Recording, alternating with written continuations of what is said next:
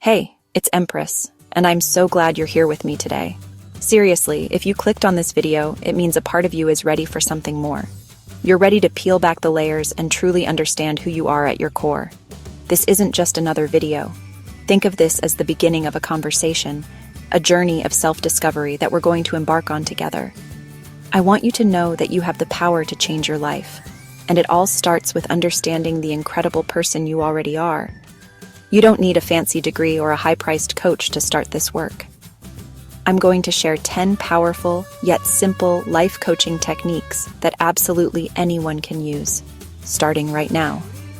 These are the exact kinds of tools that professionals use to help people unlock their potential, find clarity, and build a life that feels authentic and fulfilling.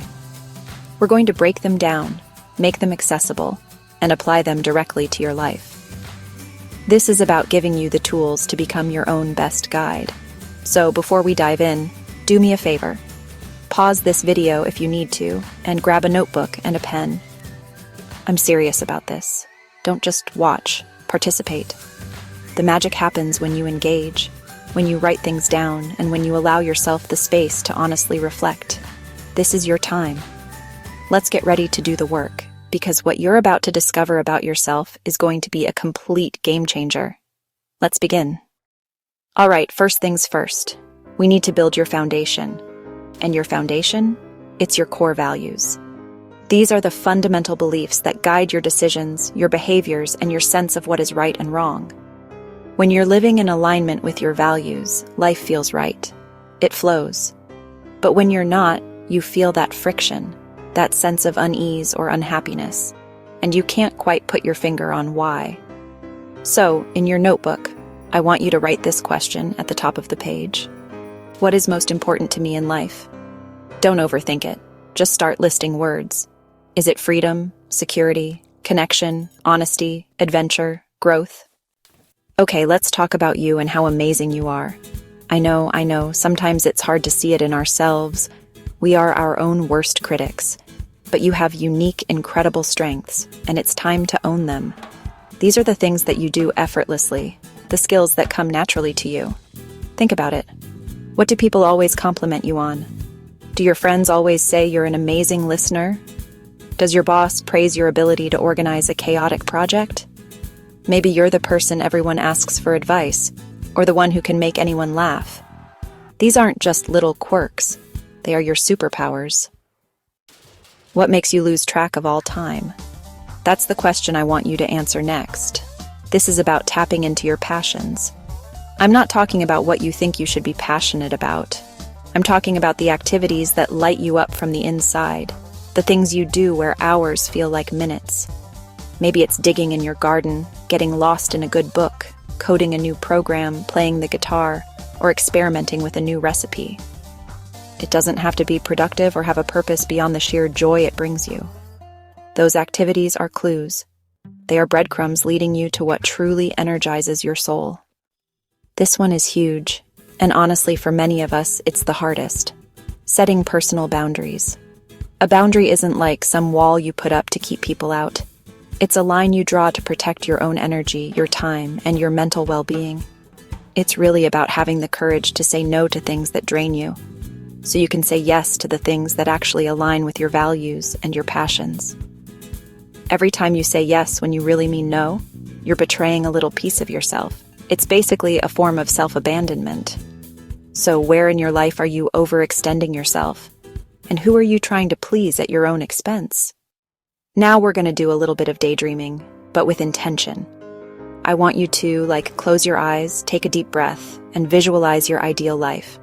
Get really specific with it. What does your perfect day look like, from the moment you wake up to the moment you go to sleep? Where are you? Who are you with? What are you doing for work? What are you doing for fun? And most importantly, how do you, in this life, feel the sunshine on your skin, smell the coffee brewing, hear the laughter of the people you love? Don't let your current reality limit you, all right? The purpose of this exercise isn't to create a rigid plan, but to connect with the feeling of the life you truly desire. In our crazy busy world, our minds are always somewhere else, like ruminating on the past or worrying about the future. Mindfulness is the simple, powerful practice of bringing your attention to the present moment without judgment. It's really just about noticing, and you can start small. When you're drinking your morning coffee, just drink your coffee. Notice the warmth of the mug, the smell, the taste. When you're walking, feel your feet hitting the ground. Pay attention to the sounds around you. This isn't about emptying your mind, it's about anchoring it in the now. This practice builds the muscle of self-awareness, letting you observe your thoughts and feelings without getting swept away by them. You know, we can't always see ourselves clearly. We have blind spots. That's why, honestly, seeking feedback from people you trust is an incredible tool for self-discovery. This requires vulnerability, so, choose your people wisely. Go to a trusted friend, a mentor, or a family member who you know has your best interests at heart, and ask them 2 questions. First, what do you see as my greatest strength? And second, the harder one, where do you see a blind spot for me or an area where I could grow? Listen with an open heart. Don't get defensive. The goal is not to agree with everything, but to gather information. You might be surprised by the beautiful things people see in you that you never noticed yourself. Your comfort zone is a nice place, but nothing ever grows there. To truly discover who you are, you have to see who you are in new situations. You have to push your own edges. I want you to commit to trying something new this month. It doesn't have to be skydiving, unless you want it to be. It could be taking a pottery class, going to a networking event by yourself, trying a new type of food, or traveling to a town you've never visited. The point is to intentionally place yourself in a situation where you're a beginner again. You learn about your resilience, your fears, and your capacity to learn and adapt. The person you are after the experience is always different from the person you were before. Your mind is a busy place, filled with thousands of thoughts a day. Journaling is like having a direct conversation with your subconscious. It's a way to get all of that mental clutter out of your head and onto a piece of paper where you can actually look at it. You don't need to be a great writer. Just let it flow. You can use prompts like, "Today I felt," or "What's worrying me right now is," or you can just do a brain dump of everything that's on your mind. When you consistently make space for this practice, you'll start to see patterns in your thinking, triggers for your emotions, and a clearer picture of your inner world. It's honestly one of the most powerful self-reflection tools there is. Okay, we've done all this incredible work. We've looked at your values, your strengths, your passions. Now, what do we do with all this information? We use it to set intentional goals. This isn't about setting goals based on what society expects of you or what you think you should want. This is about setting goals that are a true expression of who you are. Look back at your notes. If your core value is connection, a goal could be to host a dinner for your friends once a month. If your passion is writing, a goal could be to write for 15 minutes every day. These goals become your North Star, pulling you forward into the life you visualized, the life that is authentically yours. We made it through all 10 techniques, and I just want to take a moment to acknowledge you for showing up for yourself today. This work isn't easy, but it is the most important work you will ever do. Out of all the tools we talked about today, which one resonated with you the most?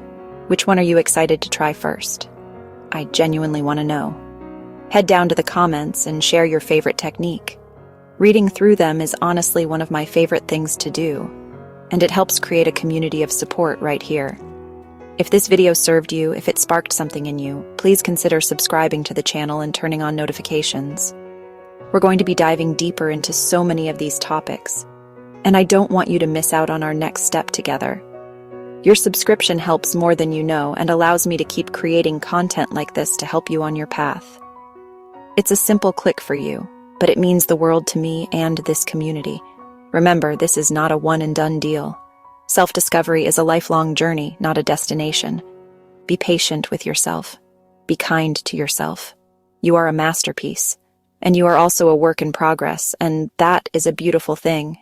Thank you so much for spending this time with me. I believe in you, and I can't wait to see you in the next video.